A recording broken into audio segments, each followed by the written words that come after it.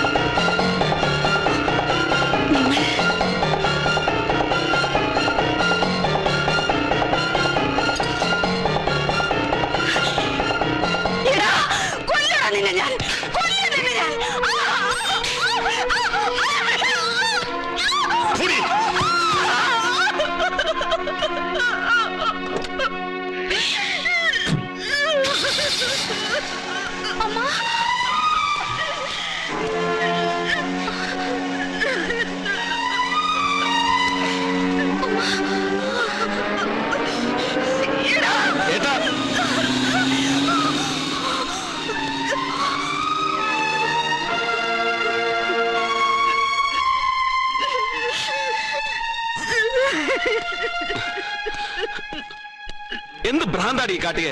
അതാരാന്നാ നീ വിചാരിച്ചേ? എന്റെ ഏട്ടനാ. ഏട്ടനോ? ആരായാലും അവനെ ഞാൻ കൊല്ലും. നിന്റെ കുടുംബക്കാര് മുഴുവൻ വിചാരിച്ചാലും നടക്കില്ല. അതിന് മാത്രം എന്ത് തെറ്റാടി എന്റെ ഏട്ടൻ നിന്നോട് ചെയ്തത്? എന്താ നിനക്ക് പിടിച്ചോ? എടി കല്ലു, എന്താടി ഇവിടെ ഉണ്ടായേ? യശ്മ ഒന്നും ചെയ്തില്ല. പിന്നെ എന്തിനാടി എന്റെ ഏട്ടന് നേരെ നീ ചാടിയത്? എന്റെ ജീവിതം തകർത്തവരിലെ ഒരാൾ അയാളാണ്. നിന്റെ ജീവിതം തകർക്കേ എന്റെ ഏട്ടനോ? തോന്നിയാസം പറഞ്ഞ ചവിട്ടി ഞാൻ.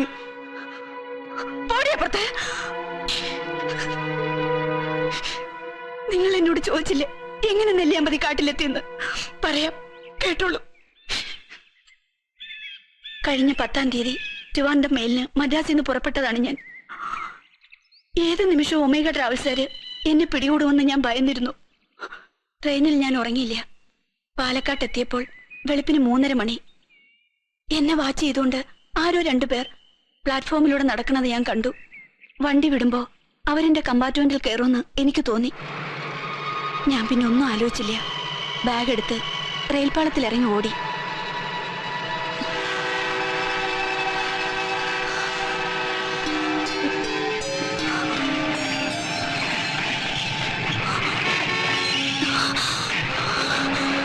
Stop, stop. Please stop.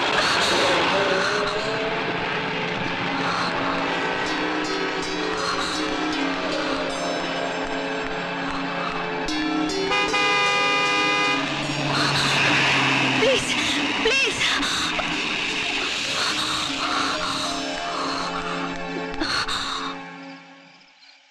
എനിക്കൊരു ലിഫ്റ്റ് തരുമോ? പാവം, കൊണ്ടുപോകല്ലേ? ആ, നിന്റെ ഇഷ്ടം. കേറിക്കോളൂ.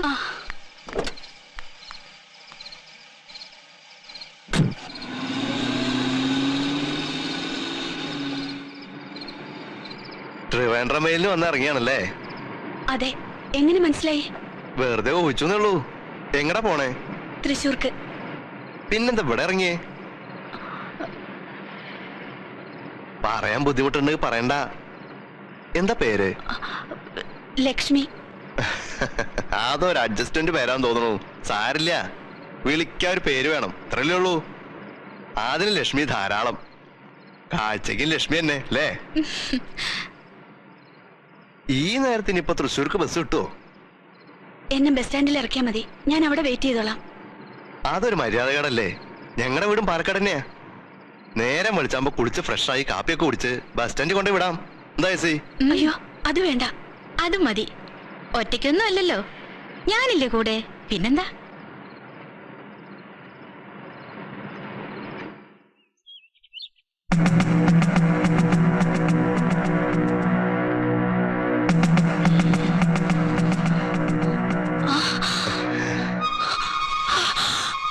നല്ല ചന്തം.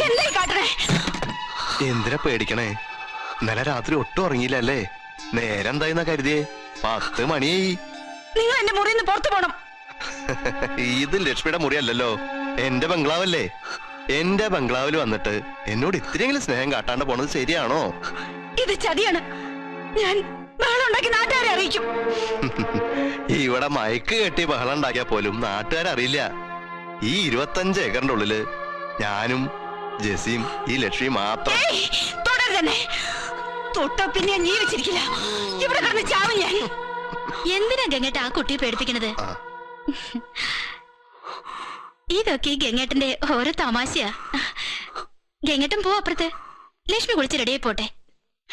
ചെല്ലേ. ഓ, നിങ്ങള് പെണ്ണുങ്ങള് തമ്മിൽ ചേർന്നപ്പോ ഈ ഉള്ളവൻ ഔട്ട്.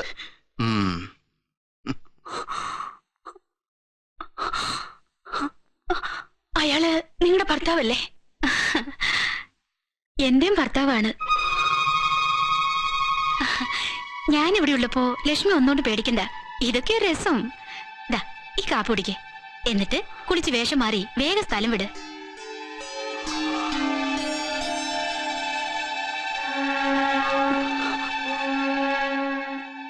എങ്ങനെയുണ്ട്? കയ്പുണ്ടോ? എനിക്ക് കാപ്പിക്ക് ഇത്തിരി കടുപ്പം കൂടുതൽ വേണം.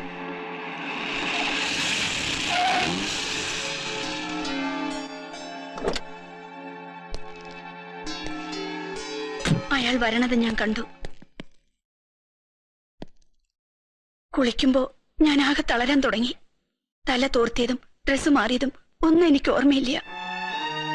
പിന്നെ ഓർമ്മ കിട്ടണത് ഈ വീട്ടിൽ വെച്ചാ.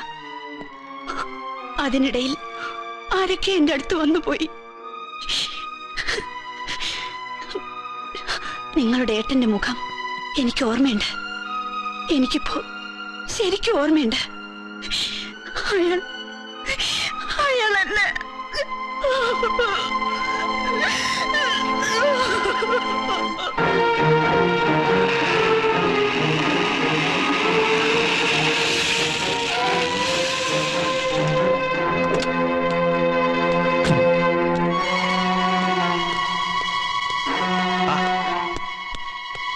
നായിന്റെ പോനെ ആ പെണ്ണ് രഘുവിന്റെ ബംഗ്ലാവ് ചെന്ന് പെട്ടിരിക്കുന്നു. എന്താണത്?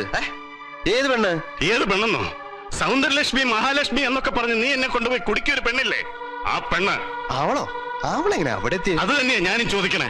ഹേയ്, താൻ ചൂടാവാതെ സമാധാനിക്ക. എന്ത് പ്രശ്നം ഉണ്ടെങ്കിലും നമുക്ക് സോൾവ് ചെയ്യാലോ. രാമാ,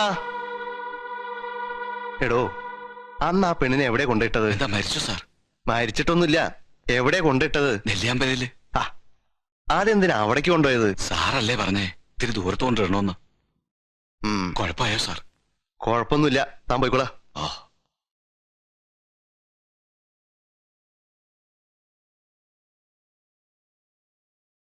ശരിയാടോ, നെല്ലിയാമ്പതിയിലാ കൊണ്ടുപോയിട്ടത്. ഒരു സംശയം ഉണ്ടായിരുന്നേ, തട്ടിപ്പോവെന്ന്. മറ്റേ മരുന്ന് ഇടയ്ക്കിടയ്ക്ക് കൊടുക്കണുണ്ടായിരുന്നേ, അതുകൊണ്ട് അത്തിരി ദൂരെ കൊണ്ടിട്ടോളാൻ പറഞ്ഞത്. ഈശ്വരാ, ഞാനിനി എന്ത് ചെയ്യും? അവനെ എങ്ങനെ അഭിമുഖീകരിക്കും? എന്റെ അമ്മയുടെയും മാലുവിന്റെയും കുട്ടികളുടെയും മുമ്പിൽ ഞാൻ എങ്ങനെ നിൽക്കും? എല്ലാത്തിനും താനാണ് കാരണക്കാരൻ. ഈ ഒരു ഏർപ്പാടിന് ഞാൻ ഇല്ല എന്ന് പറഞ്ഞതല്ലേ?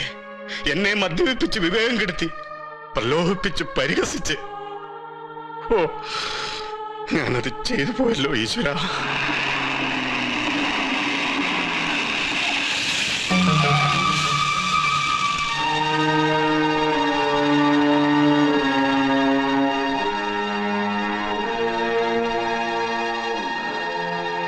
ഇപ്പൊ ആശ്വാസം തോന്നുന്നുണ്ടോടാ? എന്നാ എണ്ണീറ്റ് വാ. എന്ത് അസുഖം ഉണ്ടേലും നീ ഇങ്ങനെ കിടക്കാറില്ലല്ലോ. എണ്ണീറ്റ് വാടാ. അമ്മയൊന്ന് പോകാമോ? ഞാൻ ഇത്തിരി മനസമാധാനായിട്ട് കിടന്നോട്ടെ. എന്താ നിനക്കിപ്പോ മനസ്സമാനക്കേട്? എന്താടാ? ഒന്നുമില്ല. ഓ, ലേഖ പിണങ്ങിയിരിക്കുകയാണെന്ന് പറഞ്ഞിട്ടാ? അതൊന്നും അല്ലമ്മേ. മനുഷ്യനായ പല പ്രശ്നങ്ങളും ഉണ്ടാവില്ലേ? പറയേണ്ടതാണെങ്കിൽ പറയും. എനിക്കിത്തിരി സ്വൈരന്താ.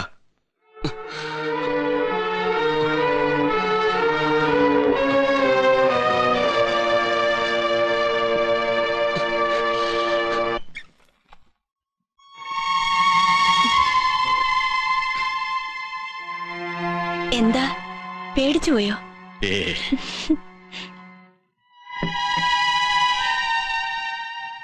എന്താ സുഖമില്ലെന്ന് പറഞ്ഞേ? ആര് പറഞ്ഞു? എനിക്ക് കണ്ടാൽ അറിഞ്ഞൂടെ?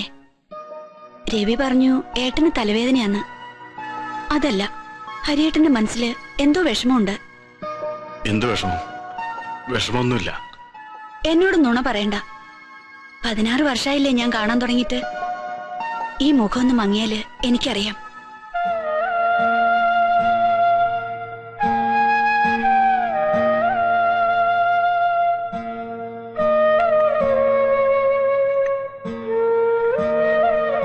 രഘുവായിട്ട് വഴക്കുണ്ടായോ?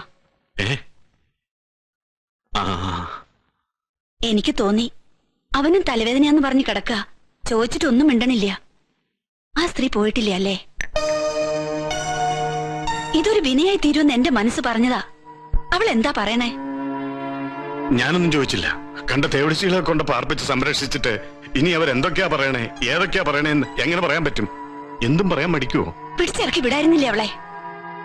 മലു, അവൻ ഒറ്റയ്ക്ക് താമസിക്കുന്ന വീടാണ്. ഒരു സ്ത്രീയെ ഞാൻ അവിടെ ചെന്ന് ബലായിട്ട് പിടിച്ചിറക്കി വിട്ടാൽ ആളുകൾ എന്തൊക്കെ പറയും? പിന്നെ തല ഉയർത്തി നടക്കാൻ പറ്റുമോ? ഇപ്പൊ തന്നെ അവിടെ പാട്ടായിട്ടുണ്ട്. മംഗലത്ത് ഗോവിന്ദമേനോന്റെ മകൻ ഒരു കീപ്പിനെ കൊണ്ടുവന്ന് അവിടെ താമസിപ്പിച്ചിട്ടുണ്ടെന്ന്. ഇത് പാലക്കാട് ഒറ്റപ്പാലത്തും അറിയാൻ എത്ര സമയം വേണം? അമ്മായി ലേഖയൊക്കെ ഇതറിഞ്ഞ എനിക്കൊന്നും അറിയില്ല എന്റെ ഈശ്വര. സഹായിക്കേണ്ടവരെ സഹായിക്കണം. പക്ഷെ സ്വന്തം മാനാഭിമാനങ്ങൾ മറന്ന് ഇവൻ എന്തിനാ അവളെ സഹായിക്കണേന്നാ എനിക്ക് മനസ്സിലാവാത്തത്. എനിക്കും അതാ മനസ്സിലാകാത്തത്. ഇത് വെറും സഹായമൊന്നുമല്ല. അവനവളെ മുഴുവൻ പറയടാ. അവനവളെ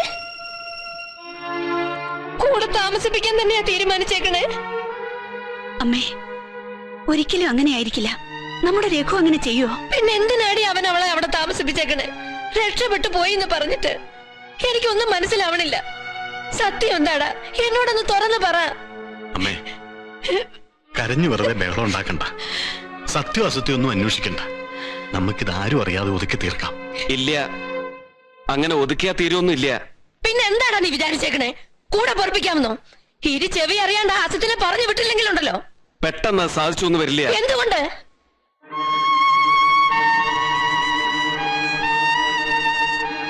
പറയടാ, എന്തുകൊണ്ട് പറ്റില്ല? എടാ പറയാൻ. പറ്റില്ല. അതുകൊണ്ട് തന്നെ അവൻ പറഞ്ഞു കേട്ടോടാ. ഇവൻ എങ്ങനെ ഈ കുടിക്ക് ചെന്ന് പെട്ടു? എന്താ അവിടെ പ്രശ്നം അമ്മേ? നമ്മുടെ കുടുംബത്തിന്റെ മാനം മുഴുവൻ തകരാടാ. അതിനു മാത്രം എന്താ സംഭവിച്ചവിടെ? അമ്മ വന്നേ, വരൂ. ഏട്ടാ, എന്താ? എനിക്കൊന്നും മനസ്സിലാവണില്ല. എന്നോടൊന്നും ചോദിക്കരുത്. എനിക്കൊന്നും അറിയില്ല.